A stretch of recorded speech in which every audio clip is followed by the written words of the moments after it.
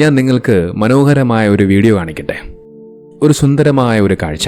ജാതിയും മതവും പറഞ്ഞ് പരസ്പരം തമ്മിലടി കൂടുന്ന നമ്മുടെ ഇന്നത്തെ ഇന്ത്യയിൽ നാം എല്ലാവരും കണ്ടിരിക്കേണ്ട മനോഹരമായ ഒരു കാഴ്ച.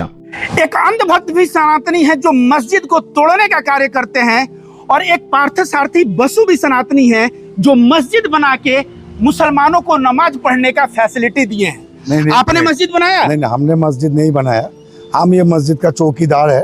ये मस्जिद बनाया मेरा दादाजी, तो मेरा पिताजी, मेरा दादाजी, उसके बाद मेरा ताऊजी और पिताजी. तो सोचिए, एक हिंदू अंधभक्त है और एक हिंदू पार्थसारथी बसु हैं. ये मस्जिद बनवाते हैं और वो लोग मस्जिद तोड़ते हैं और तोड़ने पे खुशी मनाते हैं. ഒരു മുസ്ലിം പള്ളി.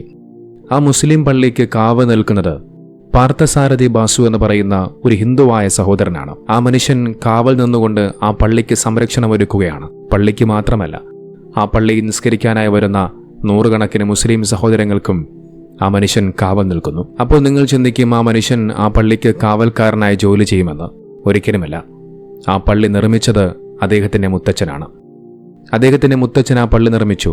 അതിനുശേഷം അദ്ദേഹത്തിന്റെ പിതാവ് ആ പള്ളിയുടെ കാര്യങ്ങൾ നോക്കി നടത്തുകയാണ്. എന്നാൽ പിന്നീട് പിതാവിന് ശേഷം ആ മനോഹരമായ കർത്തവ്യം ഈ സഹോദരൻ ഏറ്റെടുത്ത് നടത്തുകയാണ്.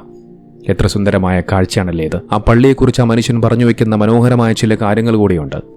അതുകൂടി ഞാനൊന്ന് കേൾപ്പിക്കാം. देखिए, ये मस्जिद से मेरा इतना प्यार, इतना मोहब्बत है. मन में ये इच्छा है, जब मरने के बाद भी हम ये मस्जिद को छोड़ के नहीं जाने वाला है. इसलिए हमने सबको रिक्वेस्ट किया है, अगर हमारे मरने के बाद पीछे एक तो जगह है, वहीं पे मुझे दफना दो और यहीं पे मुझे रखो, हमको कहीं मत भेजो और जलाओ मत हमको. ये पार्थसारथी बसु हैं और सोचिए, ये मस्जिद बनवाए हैं और मस्जिद से इतना. കേട്ടില്ല അദ്ദേഹം പറഞ്ഞത്. നമുക്ക് അദ്ദേഹം പറഞ്ഞത് ഇപ്രകാരമാണ്: ഈ പള്ളിയെ എനിക്ക് വളരെ ഇഷ്ടമാണ്. ഞാൻ മരണപ്പെട്ടു കഴിഞ്ഞാലും ഈ പള്ളി വിട്ടുപോകാൻ ഒരിക്കലും ആഗ്രഹിക്കുന്നില്ല. അതുകൊണ്ട് തന്നെ ഞാൻ എല്ലാവരോടും അപേക്ഷിക്കുന്നു, ഞാൻ മരണപ്പെട്ടു കഴിഞ്ഞാൽ പള്ളിക്ക് പിന്നിലുള്ള സ്ഥലത്ത് എന്നെ മറമാടണം. ഇവിടെ നിന്ന് വേറെ എവിടെയും എന്നെ കൊണ്ടുപോകാനും പാടില്ല, എന്നെ കരിച്ചു കളയാനും പാടില്ല. നോക്ക്, എത്ര മനോഹരമാണ് അദ്ദേഹത്തിന്റെ വാക്കുകൾ.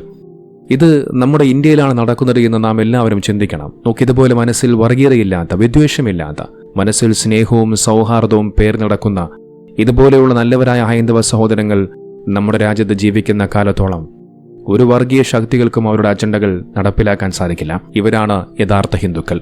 ഇവരെയാണ് ഹിന്ദുക്കൾ എന്ന് വിളിക്കേണ്ടത്. നേരെ മറിച്ച് ഹിന്ദുക്കളുടെ അവകാശത്തിന് വേണ്ടി പോരാടുന്നു എന്നൊക്കെ പറയുന്ന സംഘികൾ, അവർ യഥാർത്ഥ ഒരു ഹിന്ദുവല്ല. അവർ ജനങ്ങളെ തമ്മിൽ പരസ്പരം ഭിന്നിപ്പിക്കാൻ ശ്രമിക്കുന്നവരാണ്.